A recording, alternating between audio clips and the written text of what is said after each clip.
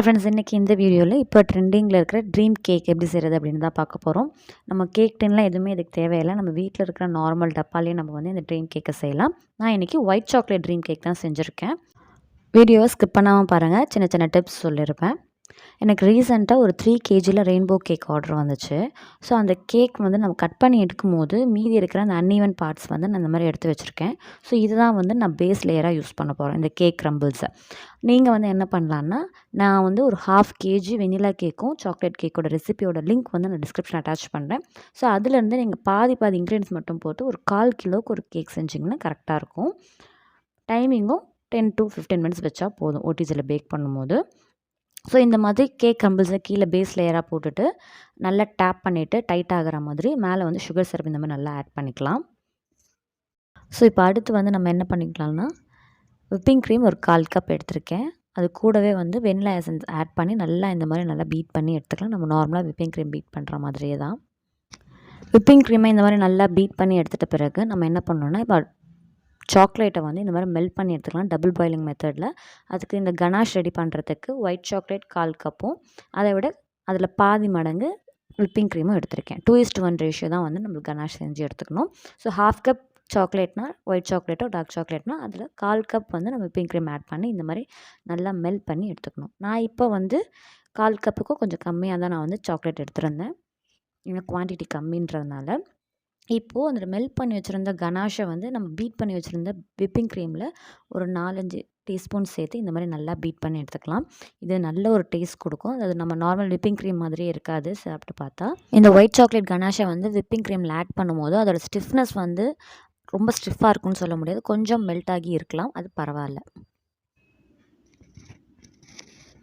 Whipping க்ரீமை இந்த மாதிரி நல்லா பீட் பண்ணிவிட்டு நம்ம மெல்ட் பண்ணி வச்சுருந்த சாக்லேட் கனாஷில் வந்து நம்மளுக்கு விருப்பமான நட்ஸ், எந்த நட்ஸ் வேணாலும் ஆட் பண்ணிக்கலாம். நான் இதில் வந்து ஒயிட் சாக்லேட் சிப்ஸும் ஆல்மண்டும் இந்த மாதிரி நான் வந்து ஆட் பண்ணி மிக்ஸ் பண்ணி எடுத்துக்கிட்டேன். இப்போ வந்து நம்ம ரெடி பண்ணி வச்ச பேஸ் லேயரில் விப்பிங் க்ரீம் பீட் பண்ண விப்பிங் க்ரீம் கனாஷ் மிக்சரை வந்து இந்த மாதிரி நல்லா அப்ளை பண்ணி எடுத்துக்கலாம். நான் சொன்ன மாதிரி வீட்டில் நீங்கள் எந்த டப்பா வேணாலும் எடுத்துக்கலாம். இது கொஞ்சம் டிரான்ஸ்பரண்ட்டாக இருக்கிறதுனால உங்களுக்கு நம்ம லேயர் பை லேயர் காமிக்கலான்றதுனால டிரான்ஸ்பரண்ட் டப்பா எடுத்துருக்கு. வீட்டில் இருக்கிற நார்மல் டிஃபன் பாக்ஸில் கூட இதை நம்ம வந்து செஞ்சு பார்க்கலாம்.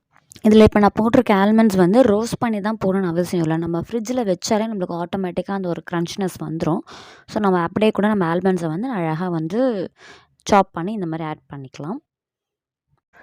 இந்த மாதிரி இதை நல்லா டேப் பண்ணிவிட்டு நம்ம ஃப்ரிட்ஜில் வந்து செட் ஆகணும்னு வச்சிடலாம். ஒரு 4 to 5 ஹார்ஸ் வச்சிங்கன்னா உங்களுக்கு வந்து அழகாகவே செட் ஆகிடும். ஸோ இதுக்கு மேலே நம்ம வந்து ஒயிட் சாக்லேட் வந்து மெல்ட் பண்ணி போடோன்னா டக்குன்னு வந்து அது செட் ஆகிடும். ஸோ இப்போ முதல்ல இது ஃப்ரிட்ஜில் வச்சிடலாம். ஒயிட் சாக்லேட்டை கொஞ்சமாக மெல்ட் பண்ணி எடுத்துக்கிட்டேன் நான். மெல்ட் பண்ணி இதுக்கு மேலே வந்து ஒரு தின் லேயராக மட்டும் ஆட் பண்ணால் போதும். ரொம்ப திக்காக்கிட்டால் என்ன ஆகிடும்னா ஃப்ரீஸ் பண்ணால் நம்மளுக்கு வந்து அது உடைக்க முடியாமல் போயிடும். ஸோ இந்த டிப் ரொம்ப முக்கியம். ஸோ கரெக்டாக ஃபாலோ பண்ணி இதை பண்ணணும். இல்லைனா வந்து நம்மளுக்கு அதை உடைக்கவே முடியாது. ஸோ அந்த ஒரு டெக்ஸ்சரும் நம்மளுக்கு கிடைக்காது, அழகாக லேயர் பை லேயர் கிடைக்காது இல்லைனா. ஸோ தட் தின் லேயராக இந்த மாதிரி அழகாக ஸ்ப்ரெட் பண்ணி விட்டுட்டா நம்மளுக்கு சூப்பரான ட்ரீம் கேக் வந்து சிம்பிளாக ரெடி ஆகிடும். இது கடையில் விற்கிற அந்த பாக்ஸ் தான் வேணும்னு அவசியம் இல்லை. இந்த ரவுண்ட் டின் இப்போ கடையில் அவைலபிளாக இருக்கும், அதுதான் வேணும்னு அவசியம் இல்லை. வீட்டில் இருக்கிற பாக்ஸ் வச்சு எப்படி செய்யலான்னு இப்போ உங்களுக்கு காமிச்சிருப்பேன். இப்போ வந்து நம்ம இதை வந்து டீப் ஃப்ரீஸ் பண்ணி எடுத்துக்கலாம். நான் வந்து ஓவர் நைட் வந்து இதை டீப் ஃப்ரீஸ் பண்ணி எடுத்துக்கிட்டேன்.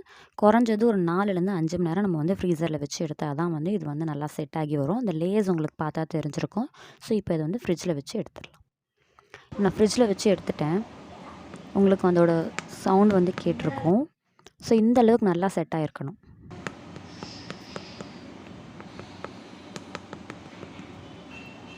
ஸோ இதுக்கு மேலே வந்து கார்னிஷிங்க்கு வந்து இந்த மாதிரி ஐசிங் சுகர் வந்து மேலே வந்து டஸ்ட் பண்ணி எடுத்துக்கலாம். ஐசிங் சுகர் இல்லைன்னா நம்ம வீட்டில் இருக்கிற சர்க்கரையை வந்து நார்மலாக வந்து பொடி பண்ணி எடுத்துகிட்டு அது மேலே இந்த மாதிரி டஸ்ட் பண்ணி எடுத்துக்கலாம். ஆக்சுவலி இது வந்து ஒரு சாக்லேட் பர்ஸ்ட்டுன்னே சொல்லலாம். அவ்வளோ ஸ்வீட்டாக இருக்கும், அவ்வளோ சாக்லேட்டியாக இருக்கும், சூப்பராக இருக்கும். நிச்சயமாக நீங்கள் ட்ரை பண்ணி பாருங்கள். எனக்கு வந்து அந்த கேக் க்ரம்பிள்ஸ் வந்து கொஞ்சம் கம்மியாக தான் இருந்தது. நீங்கள் வந்து ஒரு கேக் லேயராகவே அது வந்து நம்ம வந்து ஆட் பண்ணிக்கலாம், ஒரு thin slice of cake. So dream cake எப்படி செஞ்சுருக்கேன்னு பார்த்துருப்பீங்க. இந்த வீடியோ பிடிச்சிருந்தால் மறக்காமல் சேனலுக்கு லைக் பண்ணுங்கள், ஷேர் பண்ணுங்கள், சப்ஸ்கிரைப் பண்ணுங்கள். அண்ட் இந்த ரெசிபியை நிச்சயமாக செஞ்சு பாருங்கள். Thanks you.